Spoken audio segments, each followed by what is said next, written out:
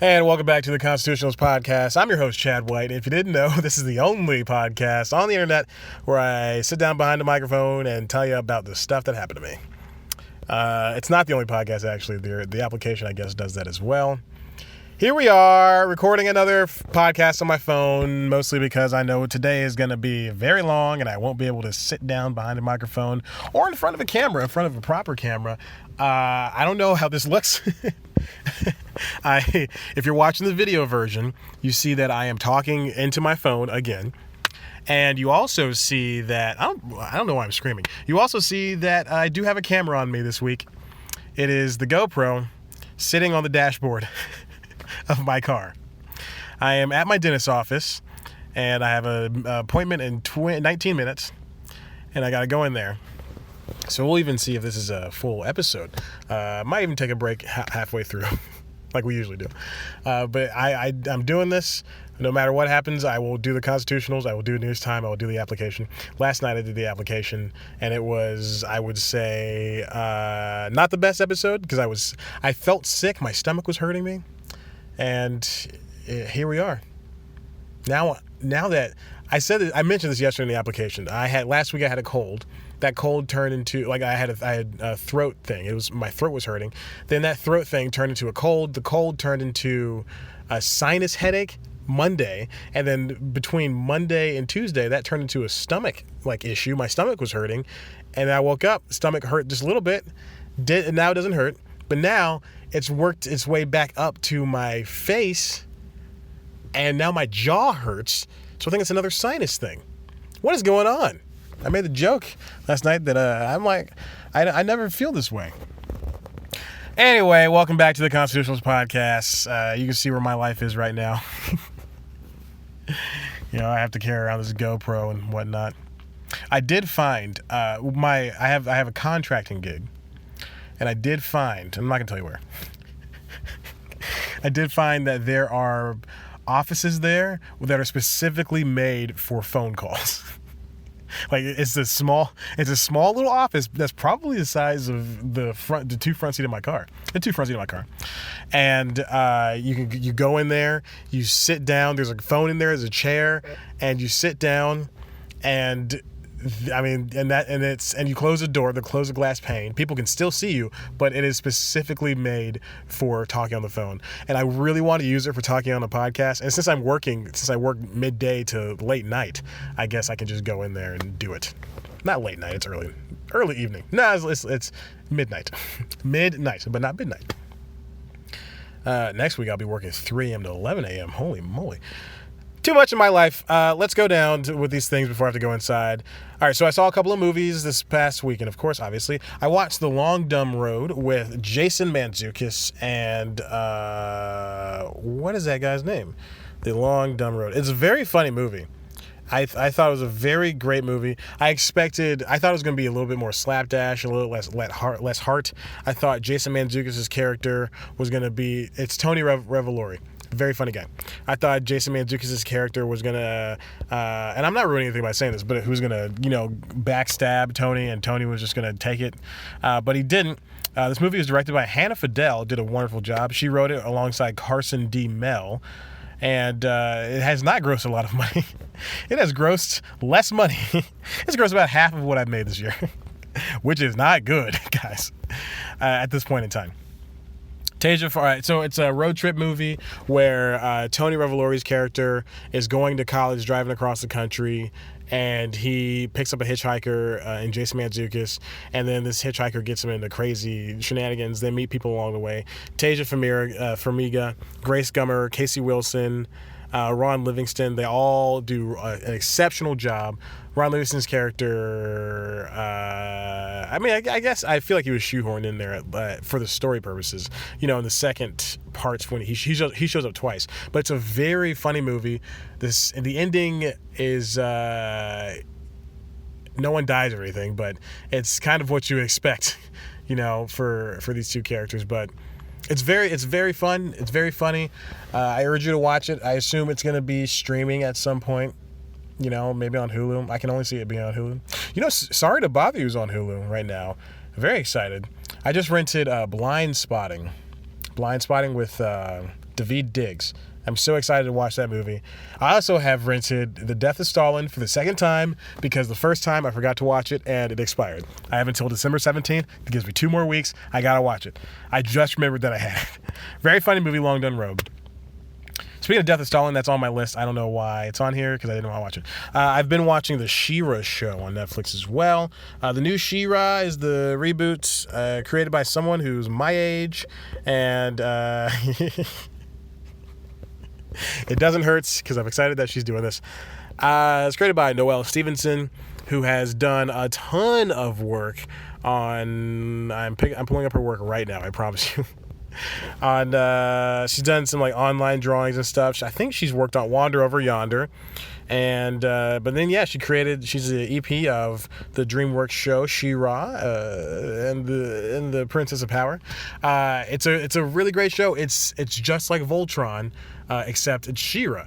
It's the same animation, the same type of comedic style, and it stars. Let's see, it's a very good cast, and it's very diverse, which is something you don't expect for any show anymore. But Amy Carrero, who is you could see her. I think she's the Elena of Avalor. She's Princess Elena, and she was on Young and Hungry. Wonderful person who is doing a really bang up job. I was gonna say spank down job, but it doesn't make sense. Also, I think that was way too sexual. Spank down. Karen Fukuhara is Glimmer. AJ Michalka is Catra, the arch nemesis of She-Ra.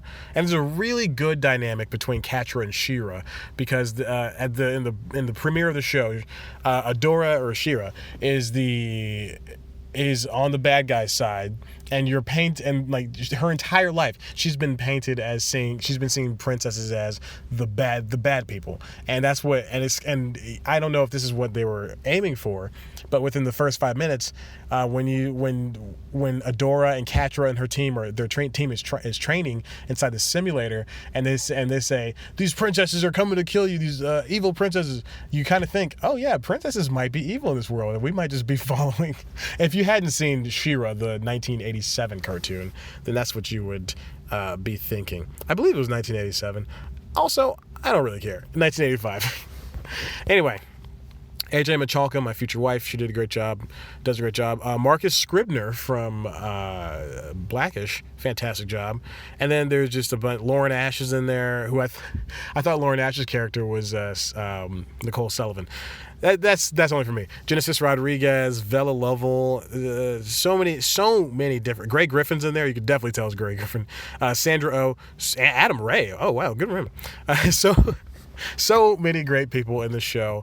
It's a real page turner. If it was a comic book, it'd be a real page turner. Really interesting. I'm enjoying my time with it. I'm on the final episode of the season so far, and I get it. I get it. And it sparked an idea in me that I would love to do a reboot of He-Man. I mean, if you're going to bring back Voltron, you're going to bring back She-Ra, you might as well bring back He-Man. And I have an idea for He-Man, and I don't even know if I'll write it, but actually, I don't know, maybe. But my idea is that the crux of the story is Adora and Glimmer and Bo, the main characters, go out and find. I hope you can not hear that truck that just passed by. I'm not driving, I'm parked, if you can't see me. But Adora, Glimmer, and Bo, they go out and they search for these princesses to create a princess rebellion with the kingdoms and everything, like a water princess and a technological princess. All these different princesses. And I was thinking maybe they go out, they hear about another princess colony. They go out, they find an all-male colony, like just all dudes, and they're all just like rough and tough and playing football. It's like Lord of Flies, but with all dudes, and they're like, is Lord of Flies all boys? I don't know. I haven't read that book in a minute, but they're like destroying like the trees around them. They're destroying their home, and I think that'd be a really good thing. And then Adam, or He-Man, he's like this giant hulking guy, voiced by me, of course, and Adora feels this connection with him. backstory: She-Ra and He-Man are brother and sister, and so they feel connected to each other. And Glimmer keeps thinking like, oh, she has a crush on him. She has a crush on him. And then they follow He-Man. He-Man's this really douchey guy. They follow He-Man back to his place. He lives alone, his little hut. And then he turns back into the scrawny Prince Adam. And they're like, oh, you lied to us. And then eventually, they say, oh, you have the same sword as me. And She-Ra and Adam hit it off. And they become brother and sister again. I think that'd be really interesting. If you like that idea, if I should write it, then tell me. Moving on, I always late with Katie Nolan. Katie Nolan has a talk show on ESPN Plus, which I did not know existed. I knew ESPN Plus existed. It's a $5 streaming thing for ESPN. Disney Plus is coming out next month, something like that, or in a month or so, in a few months. And that's going to, I assume, be $5 to $8, something like that. Competitively priced is what they've been saying. And Katie Nolan has a show.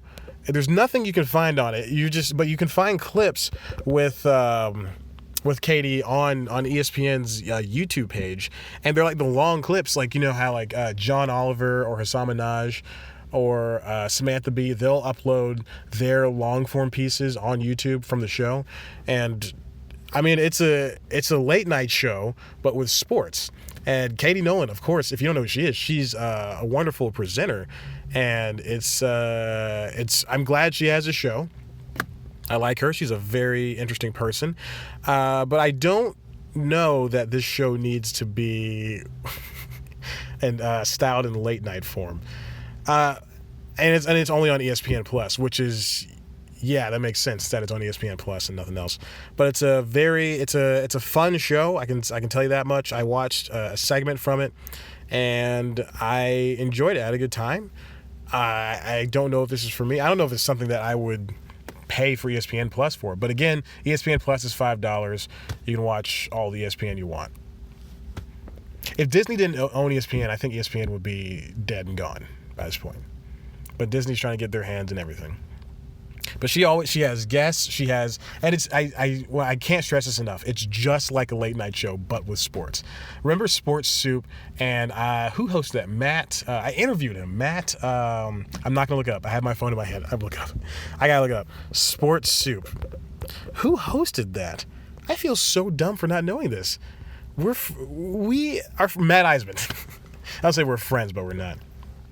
But this is how the show kind of, it gives off the air of that, hey, we're jocks, and we're going to talk, and Katie Nolan is a jock because she likes sports, and we're going to talk about this sports thing, and make it accessible to everybody, because that's kind of how Sports Soup was, even though it was a show that was about it's like the soup, talk soup, whatever. But it's a very fun show. I had a good time.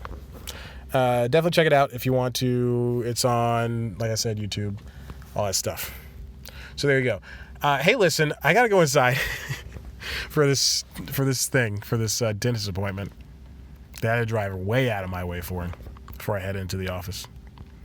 But we're gonna take a break, and then I'll come back with the last two topics. I don't know if it'll be in my car. It might be in one of those rooms I told you about, but I think it'll be really cool if I can get one of those rooms. I just don't want people looking at me.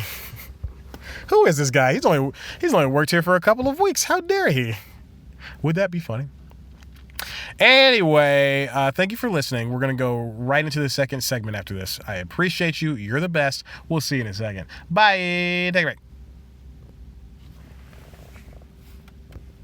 And welcome back to the podcast. This is the Constitutionals. If you didn't know, if you came in for some reason halfway through the episode, I want to tell you, I got done with my dentist appointment, drove to work about half an hour early. I laid back for about 15 minutes, took a sweet, sweet nap. It wasn't even a nap all the way. Let's jump right into it. Really quick, yesterday, I'm sitting there at work. No. When did I figure this out? Anyway, yesterday, I'm sitting there doing something. I'm scrolling through my news feed, taking a little break from whatever I'm doing, and I find out that Chevy has decided to axe a bunch of cars, the Chevy Impala, which you hear about in rap songs in the 90s, Chevy Impala. Let's see what else. The Chevy Cruze, the Buick LaCrosse, Cadillac CT6. Most importantly, they're axing the Chevy Volt, which is the very car. I know, baby. It just reacted. The very car that I am sitting in right now. Chevy Volt is going to halt production in early 2019. They're closing down. GM is closing down a bunch of plants, but one of them makes the Volt. And it's because those cars really weren't selling. They're going to shift, just like Ford. If you don't know, Ford shifted to trucks, SUVs, and crossovers because that's what Americans are buying. But one of my biggest issues is the Volt is a fantastic car for pretty much anybody. It's got a battery that can go between 30 and 50 miles on just a single charge. Mine is an old one, so it goes about 30, 35. And then we have gas. We have a gasoline tank that when mixed with a battery can take you 300 something miles, which is insane. I can get from here to Nashville if I had one charge and one tank during the summer months, which is crazy to say the least. But it sucks that these cars are being destroyed. Not destroyed. They're ending. They're being. So one of the things is that GM said that they will be supplying parts until 2020, something like that, or 2025, one of those years. That's what I read from somebody. I'm getting the story from Jalopnik. That is, I believe, owned by Kotaku and AV Club, the same company that owns them, because they have the same website design, which is egregious. But yeah, like I said, Ford and Fiat Chrysler, they are doing SUV and truck, as is GM. I wouldn't be surprised if another car company went that way as well. And it truly sucks because this car is fantastic. As you can see, there's plenty of room. I don't know if you can see that. But there's plenty of room back there, and it's got the back seats. Mine's a 2012, so there is no middle seat because the battery runs through here, but it's still fine. I mean, that's a hatchback. I genuinely love this car. That being said, there's a big wind dam on the underside of the car, and since mine's a 2012, so they came with these super long wind dams, and now it just kind of mine is like I hit something. I didn't hit anything, but I hit like a little one of those parking bumps, and I went up too far, and the wind dam broke off, and so now half of it's hanging off. But other than that, it's a fantastic car, and it sucks because you don't want a car that is. So like I said, in 2020 or 2025, GM is not going to have any more parts for Volts. They're not gonna. So if I take my car to I just saw somebody running into the office building. I'm at a TV job, but it's run out of an office building, and I just saw somebody running. Anyway, but if your car is an end of life, which is, I had to read about this. If your car is end of life and they don't supply the parts anymore, so if like in 2022, if there's something wrong with the battery, and I can't get another good battery, then the car is gone forever. So it really sucks that this has to happen. I really wish they would have advertised the Volt more. I mean, now they have the Bolt, but that's a completely electric vehicle, and that's impractical for anybody. For me, especially, for people like me who only have one car. And then so as soon as I read that, it was Monday I found this out because I was at home. And as soon as I read that, I started looking up other hybrid vehicles, plug-in hybrid vehicles properly. That's what I want.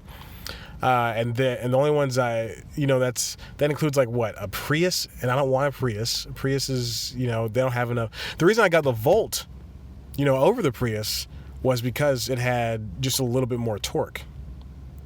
And so I want to be able to appear fast, because I used to have a Mustang. I want to be able to, it was a very crappy Mustang, but it was a Mustang nonetheless. I want to be able to appear fast, but also still have a safe car. And it sucks. It really does. It blows that this is happening like this. And so what I landed on is a plug-in hybrid. It's barely a hybrid. It's barely a plug-in hybrid, really. It is, I think it's the, crap. the Volvo XC90, something like that. It's a plug-in hybrid. I think the battery gets it to like 11 miles, which sucks, but whatever. We'll figure it out. Hopefully I figure by the time I have this paid off in a couple years, that I will that there will be more plug-in hybrids or something comparable. There's a hybrid that was just announced. A company announced a couple of hybrids, like a hybrid truck and a hybrid SUV that go 417 miles on a single charge. So we'll see what happens. But I gotta move on really quick. Let's spend the last 7 minutes of this show talking about YouTube. So YouTube, I've mentioned them before. Very great company. They are switching now. Earlier this year, about 8 months ago, they had "Do not park next to me."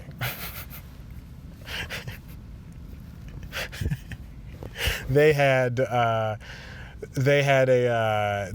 started bringing in more shows. They have YouTube Premium. They changed YouTube Red to YouTube Premium. They have a bunch of new shows, and like Step Up High Water, I believe this was called.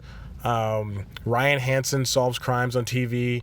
And what's the one at Cobra Kai, which is the Karate Kid spinoff? And Do You Want to See a Dead Body, starring Rob Hubel and a bunch of other famous people. They're all good shows. And they have this new show that came out called Origins, and then they have another one called... Sorry, for some reason my phone stopped recording. It just said voice recorder stopped. Anyway, YouTube Red, YouTube Premium, this is what it's called now. So they gave it a price hike from $10 to $12, and they have all these pretty much decent shows, but then a lot of them are from their YouTube people. Well, I feel about that, making content. So they have all these shows. I guess nothing proved fruitful for them because after 8 months or so, they're shifting all of their paid programming to free. That's going to be ad supported. So who's to say what YouTube Premium is going to be? But they haven't released numbers for YouTube Premium. And YouTube Premium is free with people who pay for Google Play Music and who pay for YouTube Music for the $10 version. So, and you're grandfathered in at that price versus paying the $12. So without YouTube Premium having these shows that are just for YouTube Premium, what do you have? What do you get with YouTube Premium is what I'm saying. You get no ads, and that's pretty much it. And Google Play Music or YouTube Music soon. But by 2020, the Premium Originals and existing ad-supported initiatives into a single programming effort that will provide free ad-supported windows for YouTube users. So all the movies they have, the Liza Koshy TV shows, the Jared Logan, is that his name? Jared Logan? I think so. Logan Jared? That guy, the douche, the blonde guy. Here's a quote from a YouTube spokesperson. By any measure, 2018 was a breakout year for YouTube Premium and YouTube Originals. Expanded, launched over 50 scripted, unscripted shows, collected 8 Emmy nominations, and over 30 industry awards. As we look to 2019, we will continue to invest in scripted programming, not really, and shift to make our YouTube Originals ad-supported to meet the growing demand of more global fan base. This next phase of our original strategy will expand the audience of our YouTube Original creators and provide advertisers with incredible content that reaches the YouTube generation. I hate that term so much. They started doing this. This is what I'm reading. This is the article from The Wrap, but I think The Hollywood Reporter had the exclusive. YouTube first began experimenting with ad-supported content in 2017 with shows like Ellen's Show More Show. I got an email, sorry. And continued in 2018 with Kevin Hart, What the Fit, and I Am Demi Lovato. So those shows were YouTube Premium, even though they weren't behind the paywall. This is from The Wrap. By making all of its original programming available for no charge, the site is providing its more than 2 billion users a better opportunity to experience and engage with its original content. YouTube Premium, which includes access to thousands of songs, will... Okay, hold on. This is wrong. First of all, YouTube Premium does not have access to the songs. It's a whole different service. YouTube Music is what has the songs, and it's more than thousands because it's everything that's on Google Play Music eventually. Will now be reserved for those who want to binge watch content without ads. I hated the last sentence entirely. But that's how it goes. It's frustrating because these shows can live. They just need to find a better way of. I mean, I guess this is great. I mean, you're not ending any shows, but like I said, these shows that I mentioned before, with the exception of Step Up, but Ryan Hansen solves crimes on television. Do you want to see a dead body? I don't think shows like that are going to be coming back, which really sucks because they're very fun and dare I say good shows. I dare say they're good shows. I like Ryan Hansen. That's the reason I watch his show. And they've got the woman from Orange is the New Black and You're the Worst, who played the therapist. She's in that show as well. She's a good actress. Very funny people. Very funny people. And do you want to see a dead body? Rob Hubel is a funny comedian. I was going to say he's too good for that service, but then I realized anybody should be able to work for anything. So that really sucks. It really, truly blows that YouTube is going this route. And as I said, they're gonna start focusing away from scripted and go right into unscripted, and they're just gonna fall around their YouTubers, and which is an issue in itself. But whatever, there's that. So there you go. That's all you get with YouTube. There's just too many streaming options, and then there are 3 mega streaming options, which are Netflix, Amazon, and Hulu. And even Hulu's getting a short shift. But it really sucks because YouTube could have been a major player in that space, and they just needed to access this stuff better. I mean, Google is one of the biggest companies in the world, besides Apple and Disney, and all 3 have streaming services. So we'll see where that takes us. And also, with Apple making all of these Apple TV shows, where people are supposed to watch this stuff. I don't even know where you can watch James Corden's, not Comedians in Cars, Get a Coffee, sing-along, carpool karaoke. I don't know where you can watch that. I know you watch it on Apple devices, but how? Where? Do you watch it on Apple Music? This is what Apple should have done. And I know I've said this before. Is they have the shows, they make the shows, make a production house, produce the shows, sell it to Hulu, sell it to Amazon, sell it to Netflix. I get that they want all the money for themselves, but you get more. It'll be better for you in the long run. Because I can't. It's the same thing with DC Nation or whatever the heck that thing is. I love DC Comics. I would love to watch their stuff.